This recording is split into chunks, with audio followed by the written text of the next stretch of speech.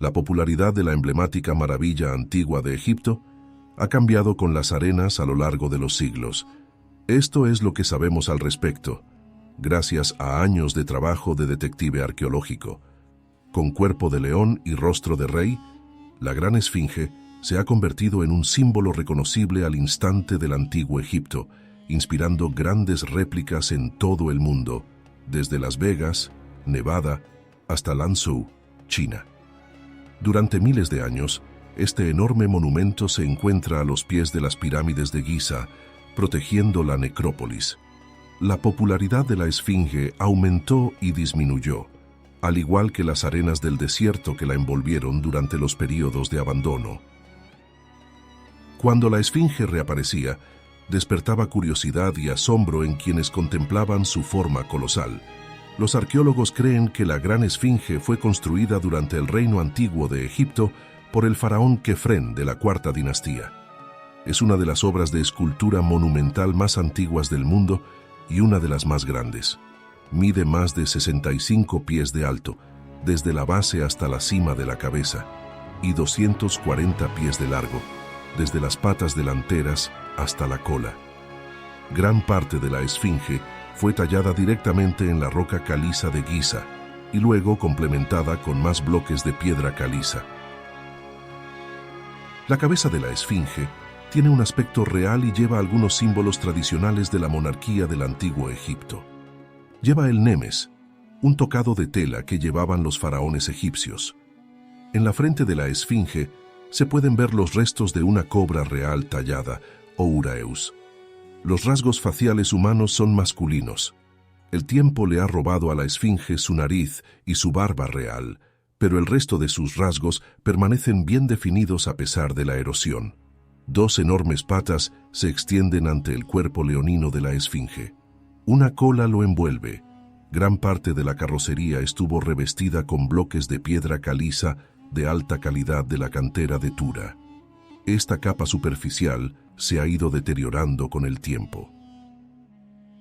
Algunos se han perdido por completo en algunos lugares a pesar de los proyectos de restauración a lo largo de los siglos. Los arqueólogos han encontrado rastros de pigmentos azules, amarillos y rojos en partes de la Esfinge, lo que hace probable que alguna vez estuvo decorada con colores. En un escrito del siglo I d.C., el autor romano Plinio el Viejo describió la vívida apariencia de la Esfinge. La cara del monstruo es de color rojo. En la antigua Grecia, una esfinge era un monstruo con cabeza de mujer, cuerpo de león y alas de pájaro. Era peligrosa y mataría a cualquier persona que no pudiera responder a sus acertijos, el más famoso en el mito de Edipo. Su prima egipcia, sin embargo, era un ser benévolo y protector que protegía a los reyes y al país. La palabra esfinge es de origen incierto. Puede derivarse del término egipcio Shesep-Ankh, que significa imagen viva, y se utilizaba para referirse a representaciones de un dios o un faraón. A diferencia del monstruo griego, la Gran Esfinge tiene cabeza de hombre y carece de alas. Otras representaciones de esfinges aparecen en diferentes épocas del antiguo Egipto, y aunque el cuerpo del león permanece consistente, las cabezas cambian. Además de las cabezas humanas, también hay cabezas de animales, como carneros, chacales, halcones y cocodrilos. Este tipo de estatuas se encontraban a menudo como parte de los espacios sagrados de Egipto. En el templo de Ramsés II, en Abu Simbel, se encontraron un par de esfinges con cabeza de halcón del siglo III a.C. Otro ejemplo es la Avenida de las Esfinges de Luxor, construida en el siglo IV a.C. Todavía hacen guardia a lo largo de un camino de casi 1,5 millas que conectaba los templos de Karnak y Luxor. Si bien la Esfinge ha pasado 4.500 años observando el paso de los siglos, las actitudes hacia la maravilla gigante han cambiado mucho a lo largo de los años. En el reino antiguo, la Esfinge era venerada y considerada parte del paisaje sagrado de la necrópolis de Giza. Cuando nuevos regímenes tomaron el poder, fue abandonado. Las arenas del desierto entraron y lo cubrieron hasta que solo se vio su cabeza. Con el tiempo, los visitantes de Giza redescubrirían la esfinge mientras esperaba pacientemente ser notada. El coloso renacería al emerger de la arena, y nuevos visitantes acudirían en masa para maravillarse ante su tamaño, misterio y resistencia. Dos de los mayores misterios que rodean a la esfinge de Giza son cuándo fue construida y quién la construyó. El consenso académico es que fue construida hace unos 4.500 años, durante el Reino Antiguo, mientras se construían las grandes pirámides. La esfinge y estas enormes tumbas están definitivamente conectadas. El guardián gigante parece estar sentado justo entre dos de ellos, cada uno erigido por un faraón diferente de la cuarta dinastía. Keops, que reinó alrededor del año 2500 a.C., construyó la Gran Pirámide, y su hijo Kefren construyó su propia tumba, un poco más pequeña, pero aún así impresionante. Por muy grandiosas que sean las pirámides de estos primeros gobernantes del Reino Antiguo, los registros de estos faraones son escasos. Los arqueólogos han tenido que recurrir al trabajo detectivesco al intentar resolver el misterio de quién construyó la esfinge. Hasta la fecha, no se ha encontrado ninguna prueba irrefutable ni inscripciones que acrediten a Keops o Kefren. La hipótesis más popular, sostenida por egiptólogos como Mark Lehner y Zahi Hawass, es que Kefren encargó la esfinge como parte de sus proyectos de construcción monumental, incluido su lugar de descanso y el complejo del templo circundante.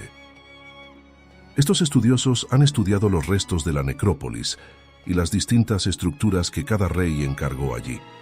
La posición de la esfinge dentro del plan de Kefren para su pirámide y templos mortuorios encaja mejor, lo que sugiere una planificación y una lógica cuidadosas.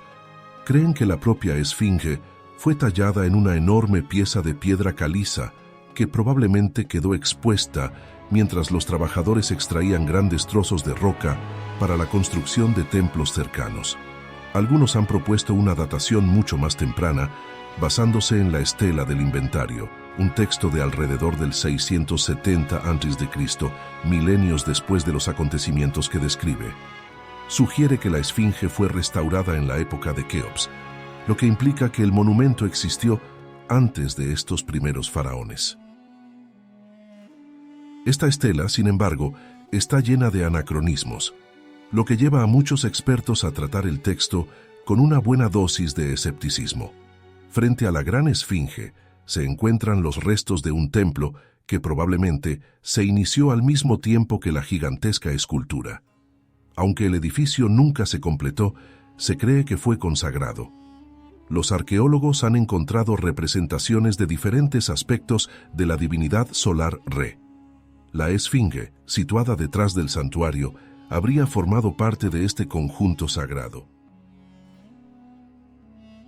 Las excavaciones de principios del siglo XX revelaron las ruinas de los bloques megalíticos de piedra caliza del templo. Era probable que estuvieran revestidos de granito. El suelo era de alabastro.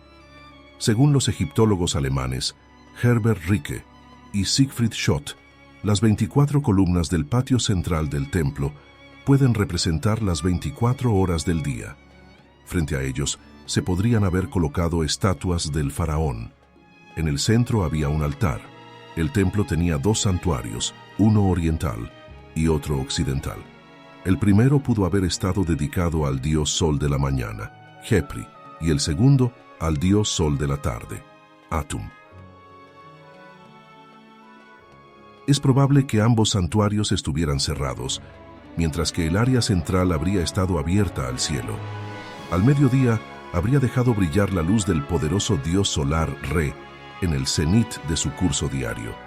Durante los equinoccios, se puede observar una alineación solar astronómica entre el templo de la esfinge, la propia esfinge y la pirámide de Kefren. Un observador parado en el eje este-oeste del templo y mirando hacia el sol poniente en el oeste, vería el sol equinoccial ponerse en el lado sur de la esfinge y la pirámide de Kefren. Unos 1000 años después, el faraón Amenhotep II, de la 18 dinastía, construyó otro pequeño templo cerca de las ruinas del complejo de Kefren. La estructura del Reino Nuevo está hecha de ladrillos de adobe y se encuentra junto a la esquina noreste del templo de la Esfinge.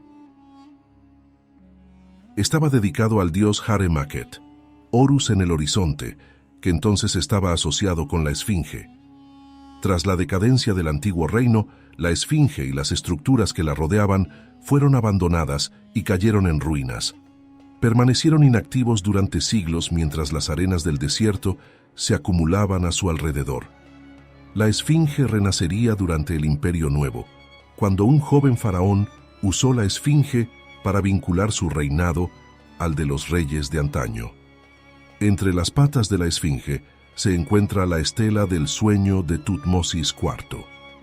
Descubierta en 1817, la estela fue una adición tardía al complejo de la Esfinge, instalada en algún momento durante la 18 dinastía. La estela del sueño es una enorme pieza de granito sólido, que pesa unas 15 toneladas y mide unos 12 pies de altura. Sus inscripciones elaboradamente talladas relatan un episodio de la vida del faraón Tutmosis IV, el octavo rey de la dinastía de Esvaiko, cuando era un joven príncipe y la Esfinge estaba enterrada hasta los hombros en la arena. Según la estela, Tutmosis tomó una siesta a la sombra de la gran Esfinge y el dios Sol Horemaket Khepri Reatum apareció en la forma de la Esfinge.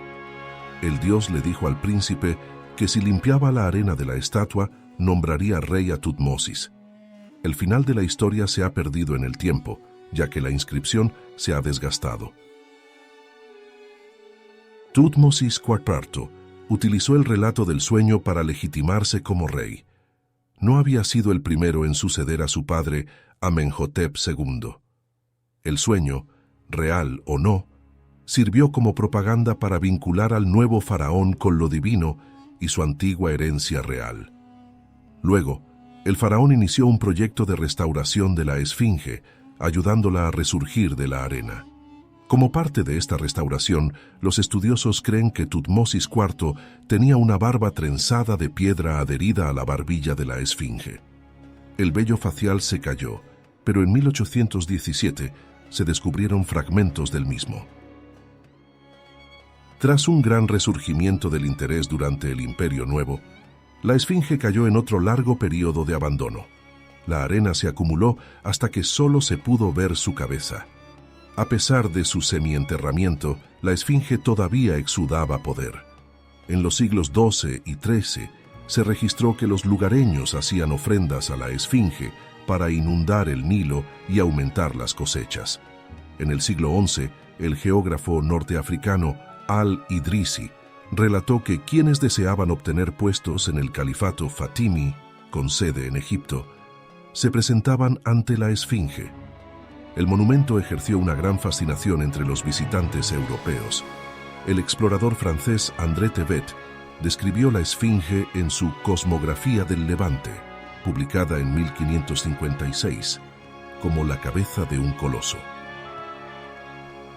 2 siglos más tarde, a finales de la década de 1790, cuando las fuerzas de Napoleón lucharon contra los británicos en Egipto, los franceses quedaron fascinados con la historia del antiguo Egipto y sus lugares, incluida la Esfinge. Cuando lo vio junto con las pirámides, Napoleón supuestamente exclamó: «Miles de años de historia nos miran». El antiguo Egipto inspiró tanto a los seguidores de Napoleón que cuando regresaron a Francia, se embarcaron en la creación de una extensa historia en varios volúmenes del antiguo Egipto, con representaciones detalladas de todo lo que habían encontrado. Durante la estancia de Napoleón en Egipto, surgió una historia fantástica sobre la nariz de la Esfinge, o la falta de ella. La tradición afirma que las tropas francesas dispararon desde la nariz, dejando a la Esfinge desfigurada. A pesar del poder de permanencia de la historia, no es cierta. El explorador danés Frederick Louis Norden visitó Francia en 1737, mucho antes de la excursión de Napoleón, y documentó extensamente su viaje. Su libro de 1755, Viaje a Egipto y Nubia, presenta un boceto de la gran esfinge sin nariz, lo que indica que el apéndice había desaparecido antes de finales de la década de 1790. Una fuente islámica informó que la nariz de la esfinge fue extirpada a finales del siglo XIV. El historiador egipcio medieval al-Makrisi escribió que un musulmán sufí, Muhammad Sa'im al-Dahar, ofendido por la población local que adoraba a la esfinge, le cortó la nariz con un cincel. A diferencia de la barba de la esfinge, nunca se han encontrado fragmentos de la nariz rota de la estatua. Pero el egiptólogo y experto en la esfinge, Mark Lehner, cree que la evidencia existente respalda una ruptura intencional, como describe el relato, en lugar de un declive y caída gradual. Los intentos de desenterrar la esfinge tuvieron poco éxito al principio. En 1817, el egiptólogo italiano Giovanni Battista Caviglia logró limpiar la parte delantera. A finales del siglo XIX se podían ver el amplio pecho y las enormes patas de la esfinge. En las décadas siguientes se produjeron más avances, hasta que finalmente, a finales de la década de 1930, se barrió toda la arena y se exhibió la esfinge completa. Desde entonces, los arqueólogos han ido más allá de la superficie para encontrar secretos más profundos. Dirigido por el egiptólogo Mark Lehner, el Centro de Investigación Estadounidense en Egipto llevó a cabo un intenso proyecto de mapeo de todo el complejo de la esfinge. Reveló nuevos conocimientos sobre la construcción del monumento que ayudarán a los conservacionistas a preservarlo.